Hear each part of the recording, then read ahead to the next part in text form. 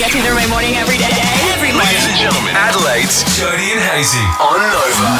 Hey, welcome to a special part of the podcast. Just a few little extended chats where pretty much nothing is off limits. For example, ready for this? Oh, can't say that on the radio. No. We get to take a deeper dive as well, Jodes, into newsreader Abbey's love life, which is just as complex as a spider web. Okay, so she couldn't tell this story on air because it's just because I'm scared. Yeah, it's just so intense. But we were all gobsmacked when you. Okay, go on, just tell it. I feel like we take a deep dive into my love life on air, but anyway.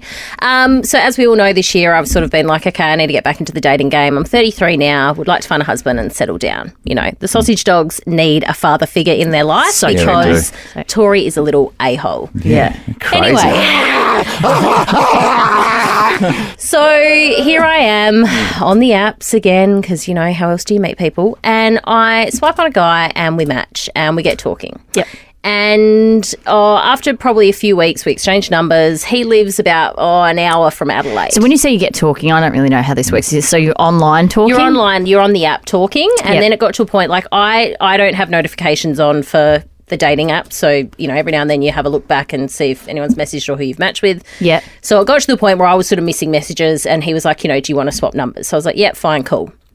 So we swap numbers.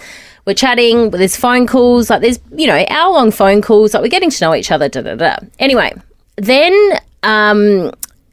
we catch up and we have a coffee. Mm-hmm. And it was a really quick coffee. It was really nice. It was like, you know, it was just good. He was a gentleman. He opened doors. Yep, at the Stay For. Oh, you came to say you know, have a latte and stay for a no cafe. How was the service? I don't want to sidetrack, but how was the service? He got a little bit angry because the barista was flirting with me. He said, he was like, "What was that?" So anyway. and was the General the Peacock there, who you two have had an affair with? Yeah, I went on the days that he wasn't there because I knew that he might start a ruckus. Oh, it's a Friday. It was crazy busy on a Friday. Yeah.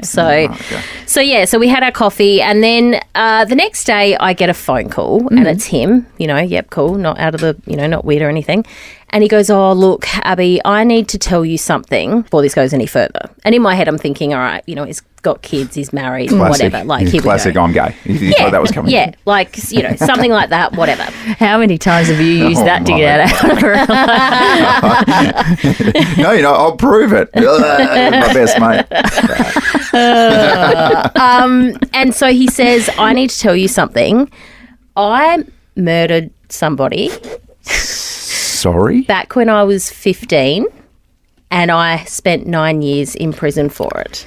Whoa, that is heavy. Now, I at that point have just kind of gone silent / I'm laughing. Going, what? Like, you know, someone tells you something you just cannot believe it. I literally just sat there and I had my laptop open because I'd been working at home and I'm going, what the hell? And I said, and he sort of was, I just wanted to tell you because, you know, if this goes any further, most women just walk away when I tell them and rah, rah. And I was like, okay, well, that's fair enough. And I said, who was the guy who was killed? And he told me the name. And I put it into Google on my laptop as he's on the phone and I search it. Legit. This is full on legit. It was him and another guy. The other guy was sort of, I guess you could call the instigator. Yeah. This guy obviously still went along and did it. Blah, blah, blah. Anyway, so the whole thing, I'm sort of, okay, I'm going to go now. I'll talk to you later. Bye. But the whole thing was telling people about the situation. And I had all of you here, do not go on a second date with him. Do not see him again. You know, do not do it. I had mentors saying, Abbey, if the advertiser get a hold of this, that you're dating someone who's murdered someone, not a good look for your you know, profile. Then I went to dinner with my two sisters. Now, my family, Mum makes it known all the time how much she just wants me, you know, where's like, I don't want to have to worry about you anymore. I just want you to find someone. My family all turned around and said, Abs, he was 15, he did his time. Oh, my gosh. Like, surely, you know, he's changed, it's fine. I said, he's got 4 kids in New South Wales that he doesn't see as well.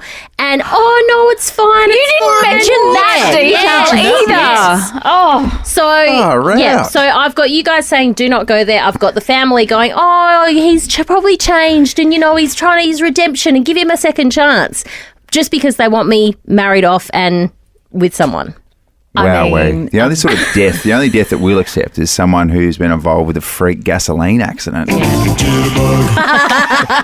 know what I mean? But as a murderer for 15-year-old, that's heavy stuff to deal with. Very, very heavy. And of course, then he was a child when it happened, so name's been suppressed, etc. Yeah. I'm doing as much research as possible. What can I find? What can I dig up? My goodness, just... You found some stuff? Yeah, found some stuff. And here's a kicker as well, Jodes. So Abs thought she was finding a date match on Tinder. Yeah. Turned out she typed it in wrong and she got it from Crimda.